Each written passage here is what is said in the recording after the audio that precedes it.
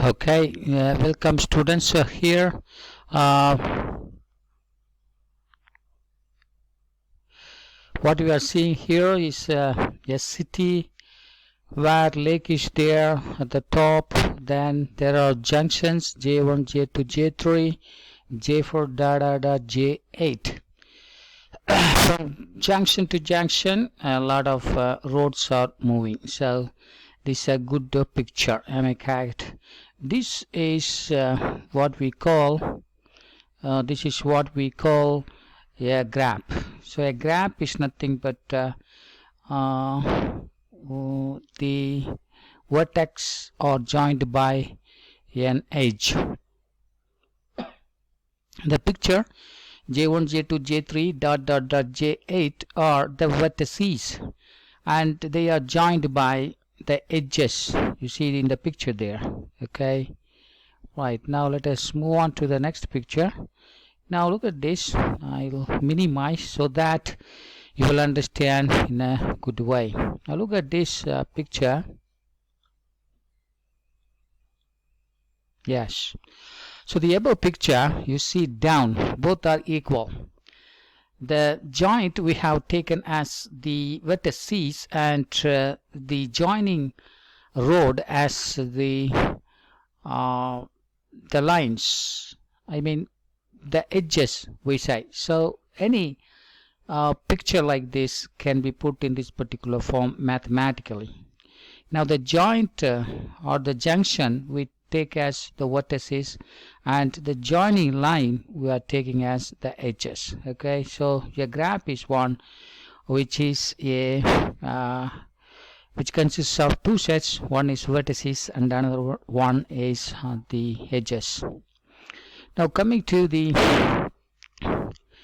now I will maximize so that you can understand well. In this particular picture, what you are seeing is a graph where V1, V2, V3, V4, V6 are vertices. E1, E2, E3 are the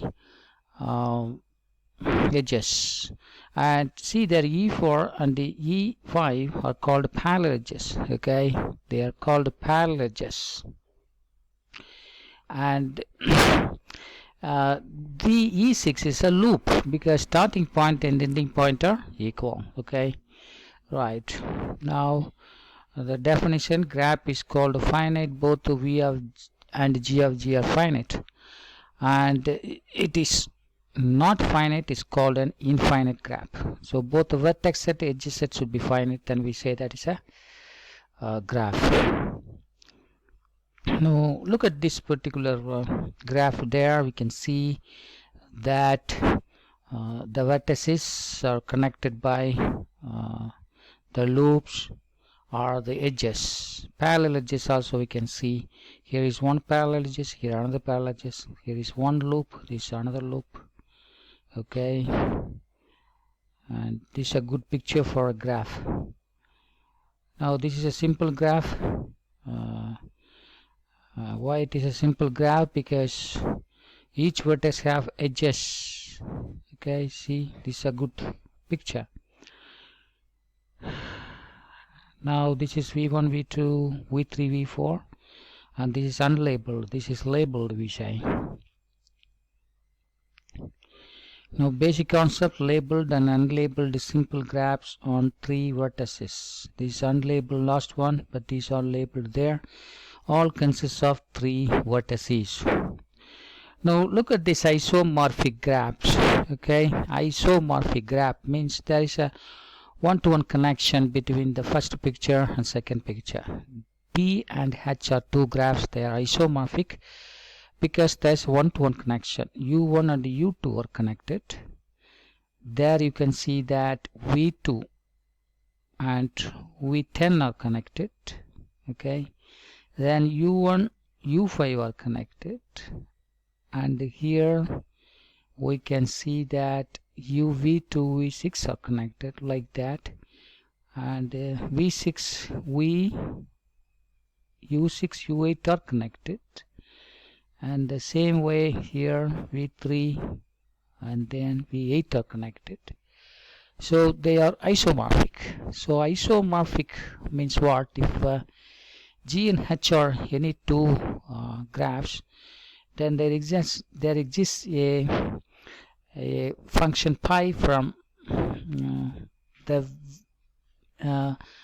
vertices of G to vertices of H, also the edge set of G's to edge set of H. Okay, so if there exists a two function like that, then we say that they are isomorphic to one another. Now look at this, some complete graphs. A complete graph is one which should have an edge between them here. Okay, yes, and this is bipartite. We say bipartite means the total vertex in a graph can be divided into two groups. One group consists of one set of vertices, other group consists of other vertex. You see on these three graphs there are two groups of vertices there, and each vertex here is connected to here. So the base is one, base of the edge is in one group, and the end is in another group. In such a situation we say that it's a bipartite graph. Now look at this, these are the basic concept, two simple graphs and their complements. See at the first picture there, like Z, another one picture right to that. Now U1 U2 is connected. I mean, if there exists an edge in the first picture and there is no edge exists in the second picture, okay, then we say that both are complements. Take for example the first one, U1 U2, we have edges, but here U1 U2 don't have the edge. Here U2 U3 have edge, but U2 U3 don't have an edge. In the first picture U1 U2 don't have an edge, but in the second picture U1 U3 have an edge. So opposite to that of that, if there is an edge here, there is no edge there. If there is no edge here, edge there, then the first picture is called a complement of the second picture, or second picture is called the complement of the first picture. Okay, the same way the second picture too, you can see the difference there. Okay, and complementary of the graphs is okay, is finished. Now subgroup, subgraphs, not subgroups, subgraphs. Now look at this picture there. You can see that in the first picture, and come to the second picture. Then the second picture is the part of the first picture, okay, so some vertices are taken from the first picture, then we have the second picture. Some edges are taken from the first picture, we get the second picture. So second picture comes from the first picture. I mean, if the vertex set of the second set is contained in the vertex of the first set, and the edges of the second set is contained in the edges of the first set, then second picture is called a subgraph of the first graph. Now look at this, also an example there, induced subgraphs, as we have seen there, the subgraph of this. Okay, that's also induced. Now we have that. Now the deletion of the vertex is there. G is there. You subtract E1 E2 E7. E1 E2 E7. You will get G minus E1 E2 E7. See the first picture. You remove the ends E7, E4, E2. You will get the second picture at the left hand side.